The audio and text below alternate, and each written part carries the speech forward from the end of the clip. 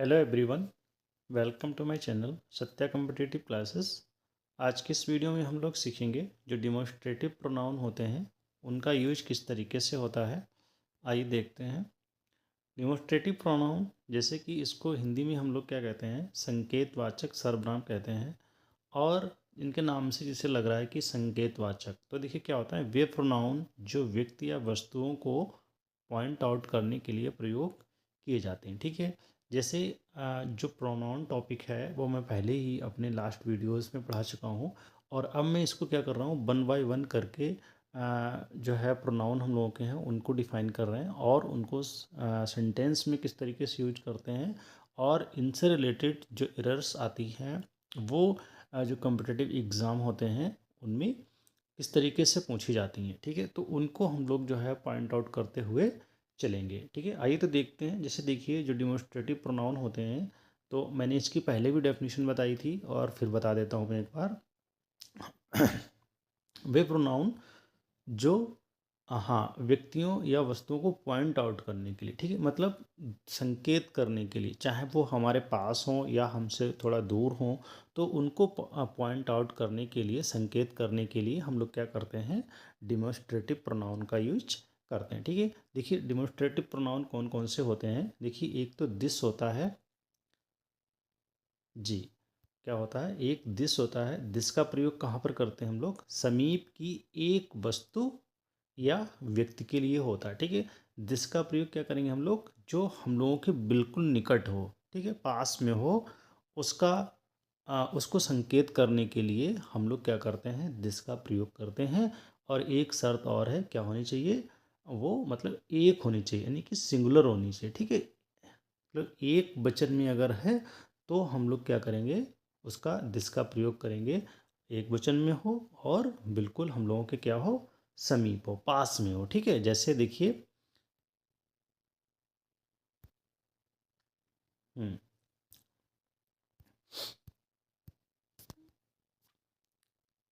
This is a gift from her. अब देखिए gift जो ना बिल्कुल पास में है, तो उसको संकेत करने के लिए मतलब सेंटेंस में कहा गया कि this is a gift from her. ठीक है, तो यहाँ पर क्या हुआ, दिस का प्रयोग किया है और गिफ्ट क्या है, सिंगुलर है, पास में है, इसलिए उसका प्रयोग जो है दिस के रूप में किया गया। ठीक है, दैट का प्रयोग कहाँ किया जाता है, देखिए दैट का प्रयोग हम लोग कहाँ करते हैं,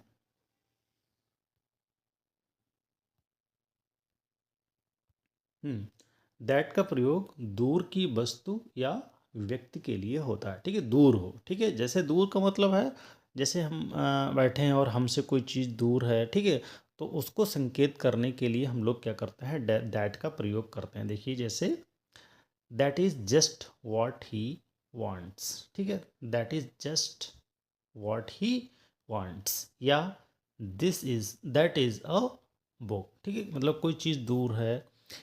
हाँ, देखिए दैट का प्रयोग जो होता है कंपैरिजन के लिए भी होता है। जैसे that is just what he wants, वह वैसा ही है जैसा वो चाहता है। वैसा मतलब दूर को संकेत करते हुए कहा गया है कि वो वैसा ही है जैसा वो चाहता है। ठीक है, या हाँ, तो यहाँ पर क्या हुआ है, दैट का प्रयोग मतलब दूर की सेंस को क्लियर करने के लिए कहा गया है। या यहाँ पर क्या देखिए, दैट इज़ अ बुक, वह एक किताब है। हिंदी में इसका क्या अर्थ होता है, वह। ठीक है, हाँ, वह जैसा ही है जैसा वो चाहता है, that is just what he want. Okay, next sentence देखते हैं। देखिए एक चीज़ और होती है, बहुत ही ये इम्पॉर्टेंट है, ये मोस्टली एग्जाम में पूछा जाता है। देखिए दैट से रिलेटेड एरर आ गई है, दैट और दिस से रिलेटेड। देखिए इसमें इसका एक और भी यूज होता है दैट और दिस का, वो भी आइए देखते हैं। देखिए यदि दो सिंगुलर नाउन, ठीक है, दो सिंगुलर नाउन क्या हो, एंड से जुड़े हुए हों किसी भी सेंटेंस में, मतलब जैसे कोई भी सेंटेंस है उसमें दो सिंगुलर नाउन हैं और वो क्या है, एंड से जुड़े हुए हैं। ठीक है, तो फर्स्ट नाउन के लिए क्या करेंगे, दैट का प्रयोग करेंगे और लास्ट नाउन के लिए दिस का प्रयोग करेंगे। आइए सेंटेंस के थ्रू देखते हैं। जैसे देखिए दो नाउन है, वर्क एंड प्ले। ठीक है, एक ये नाउन हो गया हम लोगों का, एक ये नाउन हो गया। Work and play are both necessary to health. अब देखिए यहाँ पर ये वर्क क्या है, ये फर्स्ट नाउन हम लोगों का हो गया, और ये लास्ट मतलब सेकेंड हो गया। दो ही तो नाउन है, एक फर्स्ट हो गया एक लास्ट हो गया। Both are necessary to health. अब देखिए पहले वाले हमने क्या बताया था कि जो लास्ट वाला नाउन होगा, यानी कि ये लास्ट वाला नाउन ये हो गया, इसके लिए हम लोग यूज क्या करेंगे, दिस यूज करेंगे। ठीक, देखिए तो क्या हो जाएगा, मतलब इसी सेंटेंस को हमको क्या करना है आगे, इसी के सेंस को अगर हमको सेंटेंस में आगे बढ़ाना हो, किसके सेंस को, दिस और सॉरी वर्क और प्ले के सेंस को बढ़ाना हो, तो देखिए इसमें देखिए जैसे क्या है, work and play are both necessary to health. अब हमने आपको भी बताया था, ऊपर डिफाइन किया था कि लास्ट वाले नाउन के लिए दिस का प्रयोग करेंगे और फर्स्ट वाले नाउन के लिए दैट का प्रयोग करेंगे। तो देखिए क्या हो जाएगा, देखिए देखिए पूरा पढ़ते हैं sentence. This exercise the body, कौन, प्ले, भाई खेलते हैं हम लोग, तो एक्सरसाइज किसकी होती है, बॉडी की होती है, हम लोग के शरीर की होती है। एंड दैट, दैट मतलब work, that exercise the brain, भाई काम करने से क्या होता है, ब्रेन की एक्सरसाइज होती है ना। खाली बैठे रहेंगे तो ब्रेन में क्या होता है, लोग कहते हैं ना जंक लग जाती है, और खाली बैठने से मतलब कुछ शारीरिक एक्टिविटी ना करें तो बॉडी में जंक लग जाती है ना। देखिए तो पहला ये हो गया, ये सेकेंड नाउन हो गया। तो फर्स्ट नाउन के लिए क्या किया गया है, देखिए यहाँ पर ये वर्क, इसके लिए दैट यूज किया गया है, और प्ले के लिए क्या यूज किया गया है, दिस। तो याद रखेंगे अगर कोई भी, देखिए बिल्कुल क्लियर हो गया, कोई भी सिंगुलर नाउन किसी सेंटेंस में अगर एंड से जुड़े हुए हैं और उसी को सेंटेंस को और आगे फॉरवर्ड करते हैं और लिखते हैं उसी से रिलेटेड, तो लास्ट वाले नाउन नाउन के लिए दिस और पहले वाले नाउन के लिए दैट का प्रयोग करते हैं। ठीक है, तो इस चीज़ को भी ध्यान रखेंगे सेंटेंस में। ठीक है, और ये तो पता ही है, देखिए दीज का प्रयोग क्या करते हैं, समीप की वस्तुओं के लिए जो दो से अधिक हों, ठीक है, दो हों या दो से अधिक हों और समीप हों, उन पास में हों, उनके लिए हम लोग दिस का प्रयोग करते हैं। These kinds of book are important, ठीक है, these kinds of books are important. ठीक है, दोष का प्रयोग कहाँ पे करते हैं, दोष का प्रयोग करते हैं जो वस्तुएं हमसे दूर होती हैं थोड़ा, मतलब इन कंपेरिजन टू दिस या दैट के, sorry in comparison to this, these, तो जो वस्तुएं क्या होती हैं थोड़ी दूर होती हैं, उनके लिए हम लोग क्या करते हैं, दोज का प्रयोग करते हैं, और ये प्लूरल में यूज होता है। ठीक है, किसके लिए, ये प्लूरल के लिए यूज होता है। ओके, जैसे those sorts of people are laborious, those मतलब वो उस तरीके के लोग, ठीक है, दो sorts of people are laborious, ठीक है, उस तरीके। आइए और देखते हैं, जो दैट और दोज होता है, इसका जो प्रयोग होता है किसी भी सेंटेंस में कोई नाउन रिपीट ना हो उसको रोकने के लिए भी किया जाता है। एक तो हम आपको पहले ही बता चुके हैं कि दैट और दोज का प्रयोग कहाँ पे होता है, जो व्यक्ति या वस्तु कुछ दूर होते हैं उनके लिए भी यूज होता है, दैट सिंगुलर के लिए और और दोज प्लूरल के लिए। एक तो ये पहले ही आपको बता चुके हैं। दूसरा जो इनका यूज़ होता है वो किसी भी सेंटेंस में कोई भी नाउन या प्रोनाउन बार बार जो है वो रिपीट ना हो उसको रोकने के लिए भी जो है दैट और दोज का प्रयोग किया जाता है। प्रयोग जो यूज है वो सेम रहेगा, दैट सिंगुलर के लिए और दोज प्लूरल के लिए। ठीक है, जैसे देखिए सेंटेंस के थ्रू समझते हैं हम लोग। The climate of Pune is better than that of Mumbai.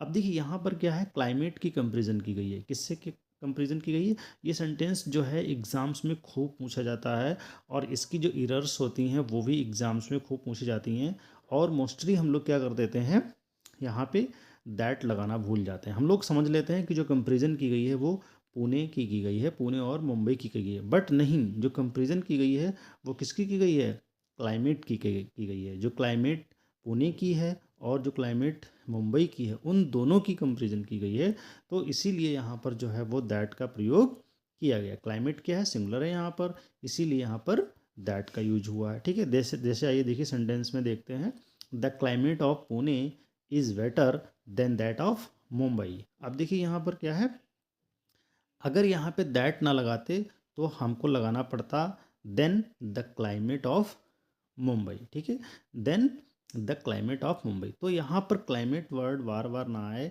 Repeat ना हो, तो उसको रोकने के लिए भी जो है वो दैट का प्रयोग सेंटेंस में होता है। ठीक है, तो एक तो ये सेंस जो है आप ध्यान रखिएगा, और ये इम्पॉर्टेंट है, ये मोस्टली एग्जाम्स में पूछा जाता है। ठीक है, यहाँ पे कंपेरिजन किसकी की गई है क्लाइमेट की, जो पुणे की क्लाइमेट है और जो मुंबई की क्लाइमेट है, इन दोनों की कंपेरिजन की गई है, ना कि पुणे और महाराष्ट्र की, ओके, मुंबई की। ठीक है, तो यहाँ पर क्या हो जाएगा, the climate of Pune is better than that of Mumbai. ठीक है, तो दैट का प्रयोग यहाँ पर किस लिए किया गया है, क्लाइमेट जो है वो दोबारा से रिपीट ना हो। ओके, और दोज का प्रयोग कैसे किया जाएगा, आइए देखते हैं सेंटेंस के थ्रू। जैसे देखिए,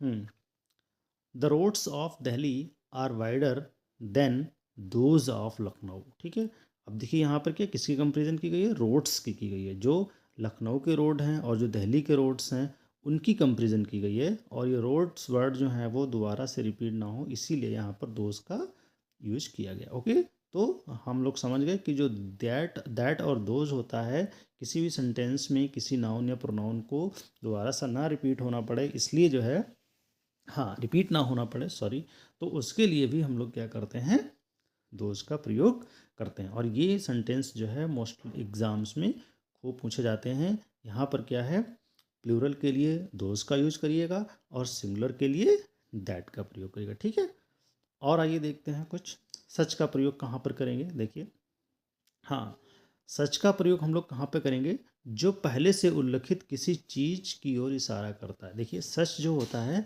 पहले किसी चीज़, किसी व्यक्ति, किसी वस्तु, ठीक है, या किसी का कोई वर्चू, गुण, या किसी की क्वालिटी को एक्सप्लेन करने के लिए भी हम लोग क्या करते हैं, सच का प्रयोग करते हैं। जैसे सच वॉज दिस रिएक्शन। ठीक है, सच वॉज दिस रिएक्शन, सच मतलब इस प्रकार का या ऐसा है, इस तरीके से हम लोग इसका हिंदी में यूज करते हैं। सच वर हिज वेरी वर्ड्स, इस तरीके के उसके वर्ड्स, शब्द थे। ठीक है, तो इस तरीके से भी हम लोग क्या करते हैं, सेंटेंस में यूज करते हैं। और देखिए, सेंटेंस में देखिए एक और डिमोस्ट्रेटिव प्रोनाउन होता है द सेम।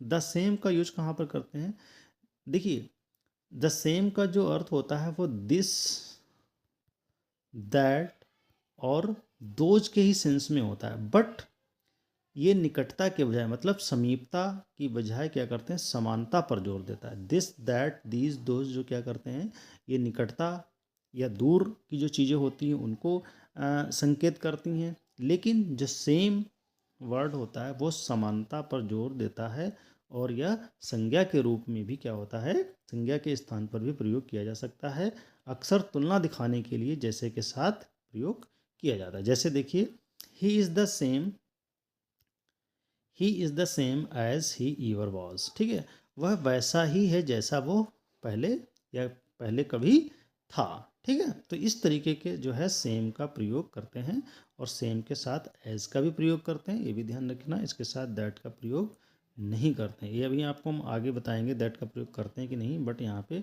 सेम जो है हम लोगों ने यूज़ किया है वो किसी की क्वालिटी को इंगित करने के लिए, और पहले से हम उसको उसके बारे में कुछ पता हो, और ये समानता पर जो ज़्यादा देता है। ठीक है, तो ये कुछ थे हमारे डिमोस्ट्रेटिव प्रोनाउन, जो कि इंग्लिश ग्रामर में खूब पूछे जाते हैं, जो वनडे एग्ज़ाम होते हैं उनमें पूछे जाते हैं, और इससे रिलेटेड जो है वो एरर्स भी खूब पूछी जाती हैं। ठीक है, और इसकी जो है एक्सरसाइज आपको हम कराएंगे। तो मिलते हैं नेक्स्ट वीडियो में कुछ प्रॉब्लम्स के साथ। Okay, keep learning, have a nice day.